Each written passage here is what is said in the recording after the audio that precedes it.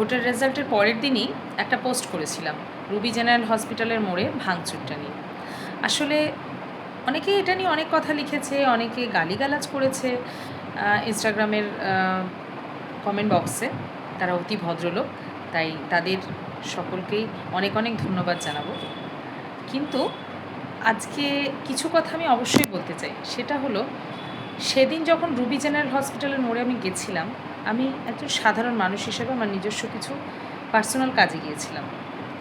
সেখানে যখন এরকম ভাঙচুর দেখলাম, ভালো লাগলো না, তাই পোস্টটা করলাম। পরে দেখলাম যে এটা নিয়ে রীতিমতো খবরে দেখানো হচ্ছে, এটা নিয়ে রীতিমতো তোলপাড়। আমি কিন্তু সাধারণ জনতা হিসেবেই পোস্টটা করেছিলাম, তাই সাধারণ জনতা হিসেবেই আজকে কিছু কথা বলতে চাই।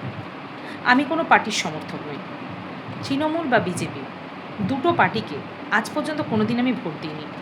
আমার পাড়ার যারা নেতা আছেন তারাও সেটা জানেন যে আমি কোন দলের সদস্য।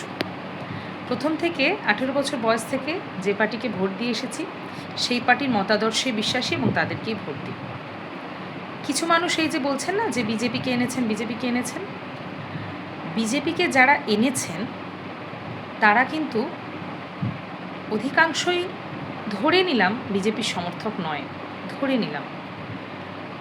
কিন্তু এটাও তো মানতে হবে যে শাসক দল যেভাবে অত্যাচার শুরু করেছিল, বিশেষ করে গ্রামেগঞ্জের মানুষ প্রচণ্ডভাবে অত্যাচারিত, বারবার সেটা উঠে আসছে নানান রকম মাধ্যম থেকে।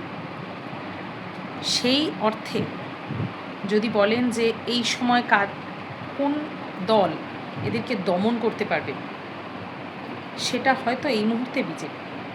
তাই জন্যই বিজেপিকে সকলে বিপুল ভোটে জয় করেছে। আমি এখনও বলছি, আমি কোনো দলের সমর্থক নই।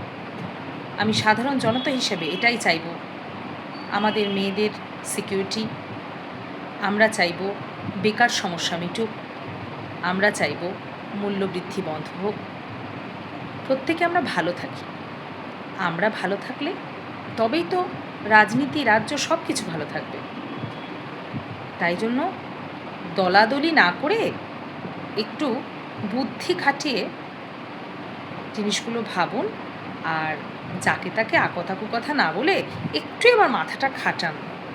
হলো তো অনেক, সকলের তালে হ্যাঁতে হ্যাঁ মেলানো অনেক তো হলো।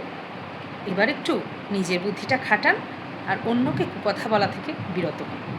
ধন্যবাদ।